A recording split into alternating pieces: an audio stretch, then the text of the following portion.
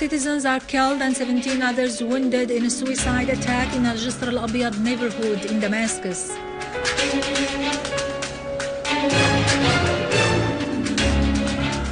Our armed forces scored new successes in pursuing terrorists.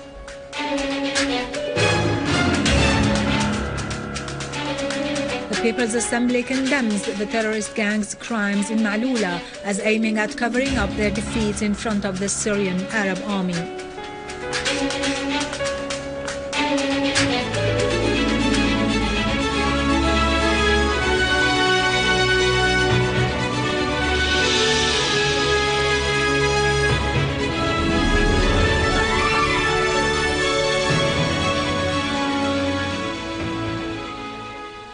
Good afternoon, ladies and gentlemen, and welcome to our news for today. A suicide bomber has detonated himself in al-Jisr al-Abyad neighborhood in Damascus, killing 4 citizens, including a woman, and injuring several others.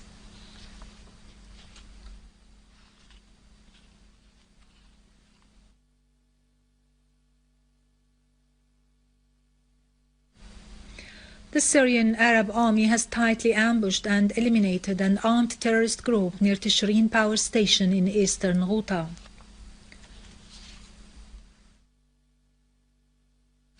In Damascus suburbs, the Syrian Arab Army has also eliminated all the members of an armed terrorist group in al-Nabq city, destroying large quantities of weapons and ammunition.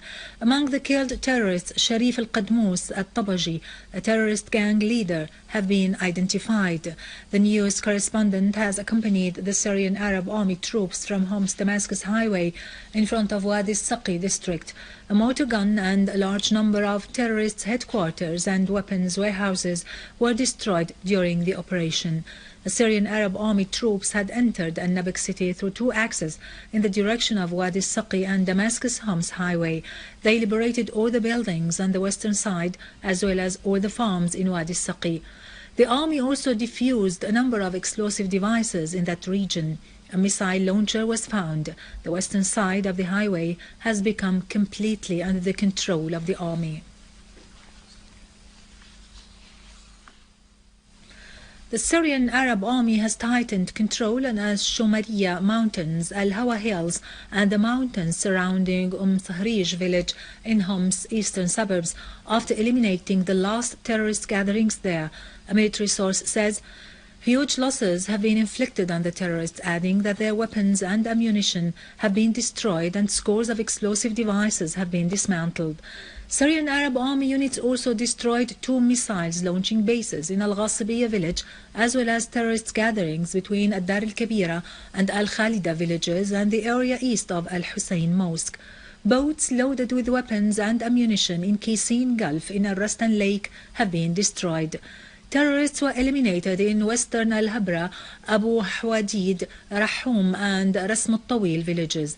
Terrorists' hideouts were destroyed near al-Khadija al-Kubra school, Saqiyat al-Dahab in al-Qusur neighborhood, as well as in Bab Hud, al-Warshe and Jurat al-Shayyah in the city of Homs.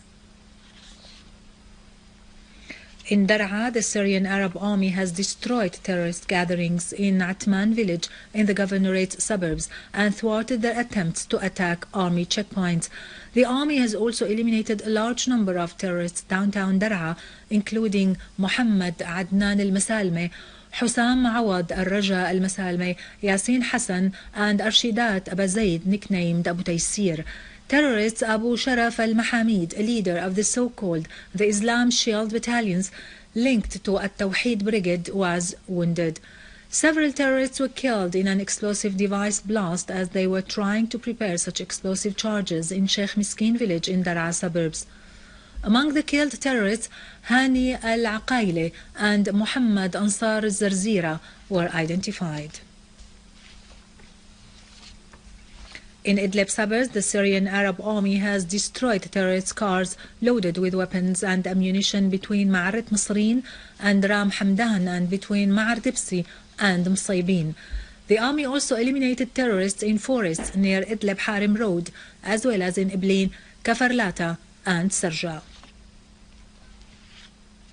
The Syrian Arab Army has also eliminated Jabhat al-Nusra-linked terrorist groups in Deir ez-Zor, destroying their weapons. The army also destroyed terrorist hideouts in Al-Hamidiyeh, the ancient airport, Al-Hwayqa, Al-Jubayleh and Al-Rashidiyeh.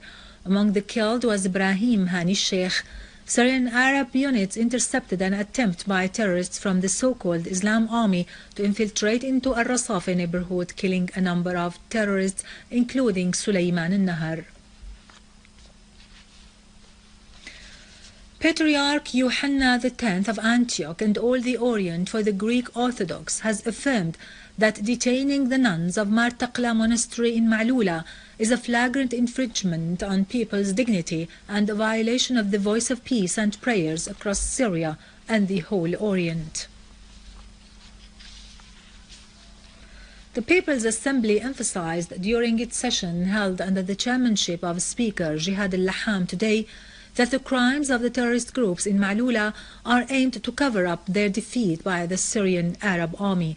Members of the People's Assembly pointed out that these crimes will not affect the steadfastness and the national unity of the Syrian people, but they will increase the determination to purge the country of the terrorists. The Assembly also listened to the answers of the Ministers of Communication and Technology and the local administration to the written questions of the members of the Parliament. In Lebanon, cautious calm prevailed in Tripoli following terrorist attacks in which Takfiris from Al-Mustaqbal movement used snipers as well as light and heavy weapons against Jabal Muhsin and its surrounding. Sniping continued to hit any moving target in the areas where clashes took place, including the international highway from the roundabout of Nahar Abu Ali into that of Al-Malule. The Lebanese government has asked the Lebanese army to take necessary measures to enforce security in Tripoli for 6 months.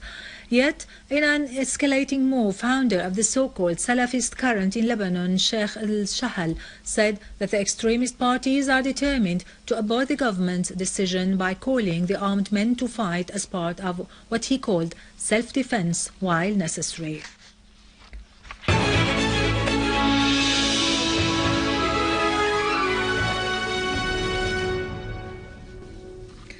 Back to our local news, measures to counter poisonous and chemical gases injuries become a priority for the Ministry of Health after some districts had been exposed to them in Khan al-Asal in Aleppo and the eastern Ghouta in Damascus suburbs.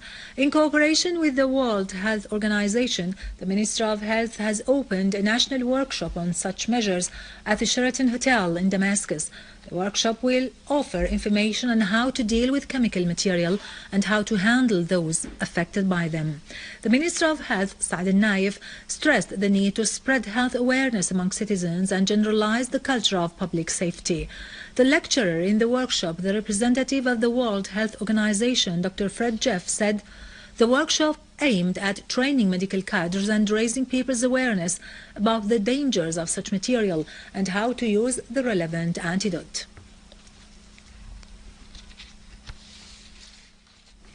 Finally, under the title, The Youth Problems and Concerns in a Changing World, a workshop was held by the Syrian Commission for Family Affairs with the aim of raising awareness among the youth to bring their country out of the crisis.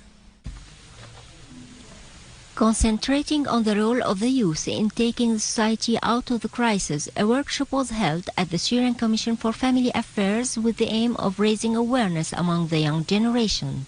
Among the issues discussed during the 4-day workshop were the youth and the effect of the modern media, the psychological impact of the crisis on the society, and the young men and ways of facing religious extremism. Actually, this workshop has many aims. The aim of this workshop today is to raise the awareness of young generation about how to face this crisis, how to face these difficult circumstances, and these negative effects that happened or that caused because of what happened in Syria, let's say from 2.5 years till now.